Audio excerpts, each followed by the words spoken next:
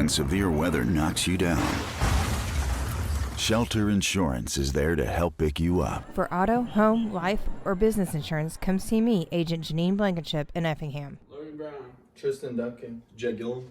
Shackelford. You guys are obviously members of the Effingham Hearts football team that made history last year. Tell me about what that meant to you. What it meant to us as a football team was special because obviously we were the first team to ever do something like that, or to get to the semis or the fourth round of the playoffs. And to be the first team to do that, no one can ever take that away from us. We made a lot of history, set a lot of records, had a lot of fun. So of course, it's never easy to win at Mater Dei, but it rained on that first night, so you guys had to play the rest of the game in the second half at Mater Dei. There's Logan Brown's rushing touchdown, first game of the season at Breeze Mater Dei.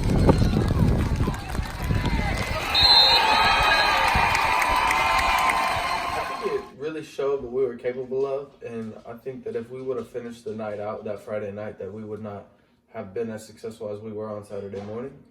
I think the Effingham program is kind of just built on playing on Saturdays, so I think when they postponed the game to Saturday, they did something. Well, us personally never played Jerseyville before. We never played their style of offense with the two wingbacks and the pistol. But we went down there and we had to make a lot of on-the-fly adjustments because we made a lot of mistakes causing touchdowns. We were pretty close or losing most of the game. I myself had a couple touchdowns, but at the end of the game with about 30 seconds left, I had an interception and a late hit, broke my ankle, and it was pretty tough after that. But the guys ended up securing the win, and it was very good for the team. Big game you guys had to face at Taylorville right before the Mount Zion game. It was a very convincing win on the road, and it's hard to win at Taylorville. Talk about that.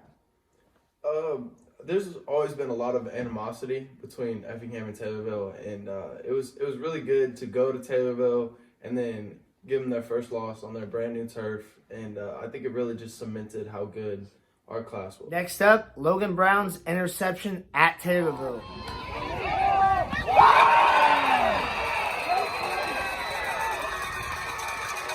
Next up, Shackelford with a crazy awesome touchdown run, rushing touchdown. He scrambles out of the pocket, manages to score from 10 yards out.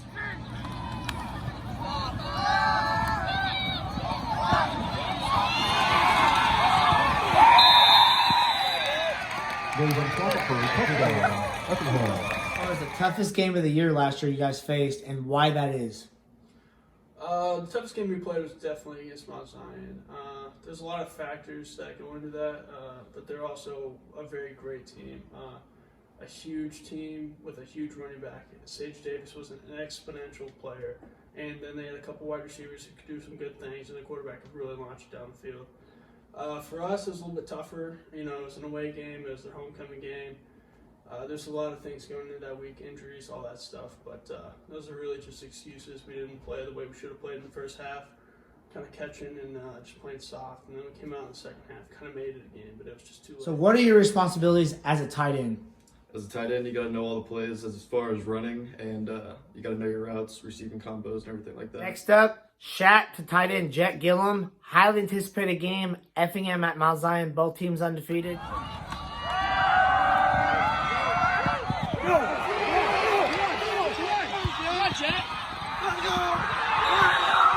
Worried about who we were going to play.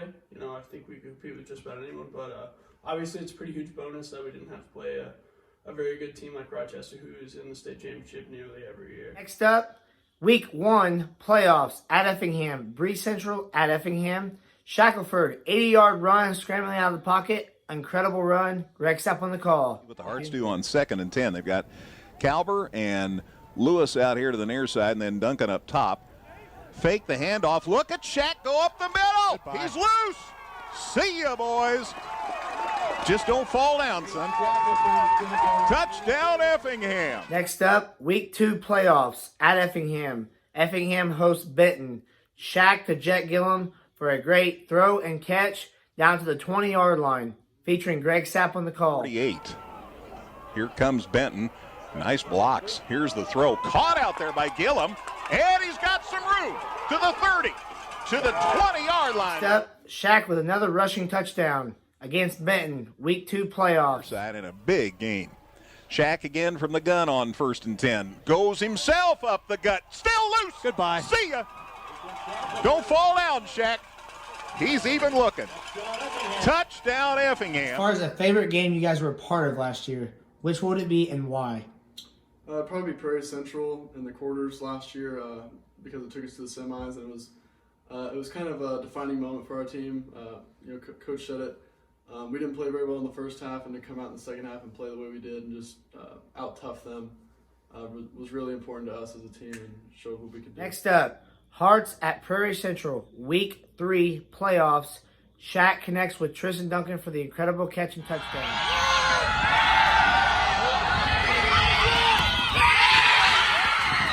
Obviously, the Prairie Central game was very highly anticipated.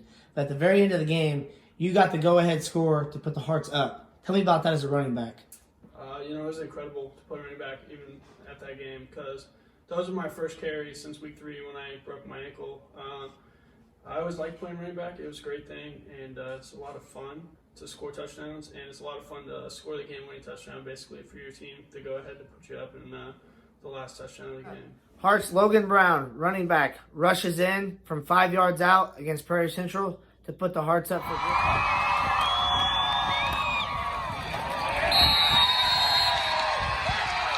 So week 4 of the playoffs last year against Murphysboro at home with a huge crowd, down 14-0 at half. What was going through your mind as far as the second half adjustments you guys had to make? So the first touchdown at Tristin, I remember we were in the hurry-up offense. We were in our hurry-up set, and we got them in a situation where we ran power, and we got them on their heels. They didn't know what was going on. Coach calls one of our deep shots, and it ended up working perfect. Their DB on Tristin had no idea what was going on. I'm pretty sure he was walking to the line, and then you fake the handoff and throw it. And then the first one was just a relief, like, all right, we're on the board, we're good. And then the second one, we knew it was kind of like a vibe where we had them on their heels and we knew we did, and we were like, okay, we're back in this. And then for the second touchdown, we had them on the heels. We knew that we were playing fast and that we can get in the end zone again. And then I remember this was one of those plays where I had to give Tristin a signal to either run a hitch or a fade, and they were pressed up, and the safety was playing more towards the middle of the field. So I gave him a little fake call. I tapped my helmet a couple times, and then just tossed it up. And he made a great catch, and Tiger up the sideline and took it in for a touchdown. We were tied up. Next up, Shaq connects with Tristin on the incredible throw and catch. This ties the game up at 14 with the extra point against Murphysboro week 4. What a game. Environment was unreal. You can listen to it from the fans' reaction.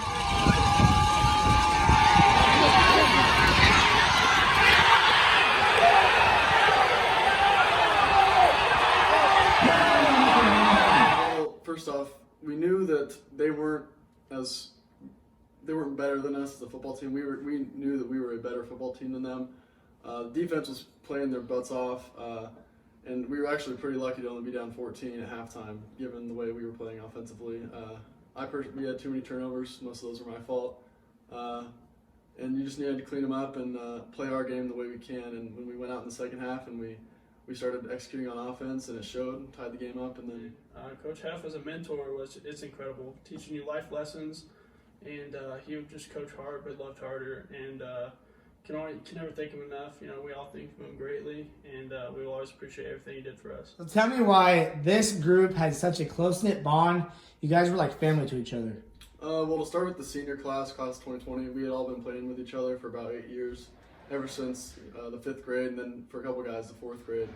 So we all had a very good idea of how we wanted to play with each other and how we were reacting to different situations. And then with the younger groups as well, Tristin's class, they were freshmen our sophomore year. And to be around the success of the class of 18 when we lost to Highland in the second round, and that kind of set the standard for us. And then we all just were striving to achieve the goals that we knew that we could reach. Going to the schools and having pep rallies, what did that mean to you guys to see the smiles on the kids' faces? That's pretty cool to be a high school football team and have a bunch of young kids from your town look up to you like that. You always want to set a good example, and you want to establish kind of that winning tradition that you want these little kids to grow up and dream of playing high school football for the Effingham Hearts, and it means a lot to us. It's nice when you have a successful football season. Hopefully you get a lot of publicity. It's fun to see yourself on the news. I know you did a lot of stuff on YouTube, put it on Facebook. We got a lot of publicity from you, especially, and ET Sports Report with Steve Raymond and Greg Sapp and the radio station. They did a really good job of getting us out there. And it was just cool to have a lot of people from other different towns know your name and like, oh, you play this for the Heart. It was really, really cool to have a bond with your quarterback. I mean, you obviously want to have a great relationship between your teammates, but when it's special with your quarterback, and especially with Shaq playing receiver last year, we kind of built a bond, and then he's a cool guy, and it was really nice to have him throwing me the ball. Yeah, kind of the same thing with Tristin. Anytime there's any doubt, you can throw it as far as you can down the field, and he's fast enough, he'll run under it. Or if he has to, he's athletic enough, he can just jump up and get it. So it's comforting to know that you have someone like Tristin to make you look better. So tell me about how you're feeling and how you're doing from your accident. So far, I've recovered really well, and I'm completely clear to do everything. And I'm looking forward to playing this spring in my senior season. It's like, and even when they won't let me do anything, like I'm not supposed to be doing push-ups, but I'll be doing push-ups, and like, I just have to find something because I can't sit here. I think we just want to thank all the coaches and the media, the teachers, the people who take care of the field, really everybody that played their part, especially parents. They've done a great job of just helping us through the years and taking us to football, and they've really meant a lot to us. Subscribe to Red Media. Thank you for all the exposure you can give local athletes.